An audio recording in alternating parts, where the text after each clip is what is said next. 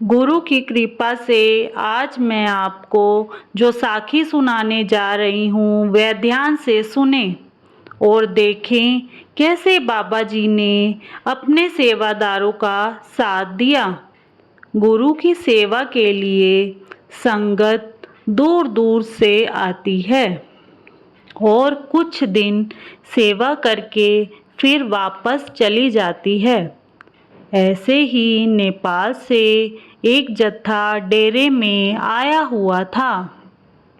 वह 10 दिन की सेवा के लिए आए थे, जिसमें औरतें, आदमी और कुछ बुजुर्ग भाई बहन भी थे। उन सब ने दिल लगाकर सेवा की। सेवा के लिए दूसरे शहरों से भी जत्थे आए हुए थे, जिनके साथ मिलकर सबने प्यार से सेवा की। उन्होंने अपनी नेपाली भाषा में कई शब्द सुनाए और बाबा जी की कई बातें भी की।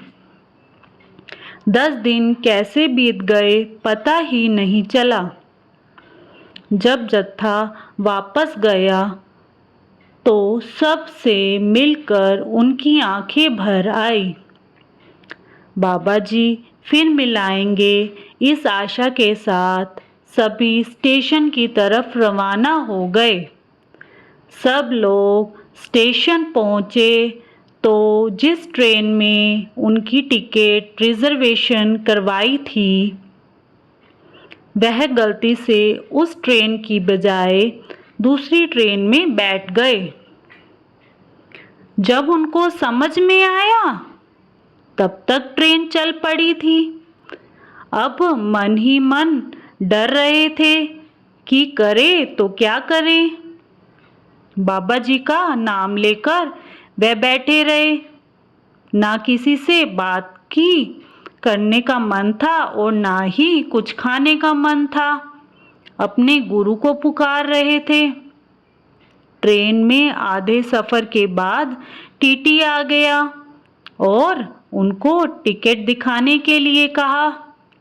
तो उन्होंने अपने रिजर्वेशन की जो पर्ची थी उसको दिखाई तो वह भड़क गया कि यह पर्ची तो दूसरी ट्रेन की है, तो इसमें कैसे बैठ गए। तब जत्थेदार ने आगे आकर उनको बताया कि भाई, हम गलती से इस ट्रेन में चढ़ गए हैं। जब हमारे को समझ में आया यह दूसरी ट्रेन है, तब तक ट्रेन चल पड़ी थी।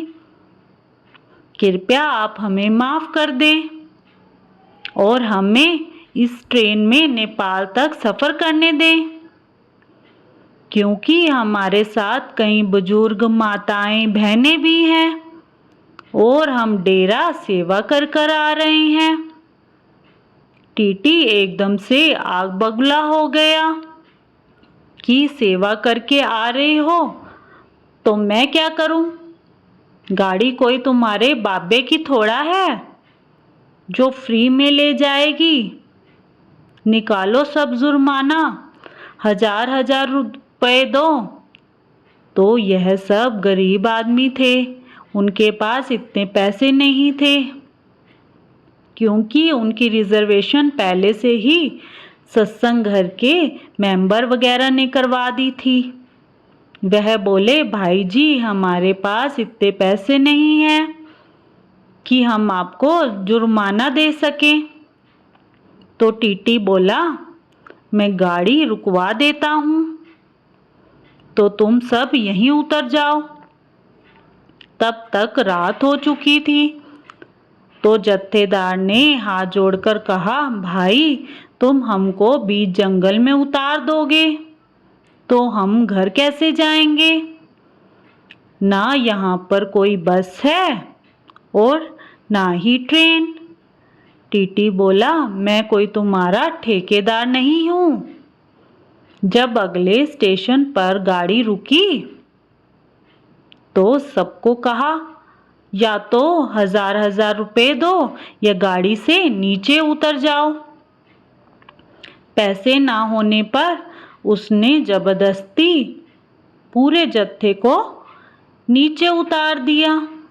इतने में वहां पर बाबा जी आ गए और बुजुर्ग जो अभी ट्रेन में थे सबको रुकने का इशारा किया और टीटी को बुलाकर कहा, ले तेरे को पैसे चाहिए ना, ले कितने पैसे दूं? बाबा जी ने टीटी को 2-2 हजार के कई नोट दिए और बोले, मेरी संगत को परेशान करने की तेरी हिम्मत कैसे हुई? बाबा जी को देखकर सभी सेवादारों को हिम्मत मिल गई। इतने में जिस ट्रेन में उन सब की रिजर्वेशन थी वह ट्रेन वहां स्टेशन पर आ गई। बाबा जी ने सबको हाथ पकड़कर ट्रेन में चढ़ाया और उसके बाद वह ट्रेन चली और टीटी पागलों की तरह यह सब देखता रहा कि यह कौन है और कहां से आ गए हैं। सभी सेवादार बाबा जी का शुक्र करने लगे और नेपाल की तरफ चल पड़े। बाबा जी हमेशा हमारे साथ साथ होते हैं, हम उन्हें अपने अंग संग समझना चाहिए। उनकी दया मेहर का हाथ हमेशा हमारे सिर पर रहता है। राधा स्वामी, रोता देख अपने प्रेमियों को सद्गुरु किसी न किसी बेस में जरूर आते हैं। जब तेरी फिक्र करने के लिए सतगुरु बैठा है फिर क्यों तू जी को जलाता है? ए मेरे सतगुरु, कौन कहता है तेरे दर पर मांगने वाला गरीब होता है? जो तेरे दर तक पहुंच जाए वह खुशनसीब होता है। बाबा जी की प्यारी सास संगत जी, राधा स्वामी।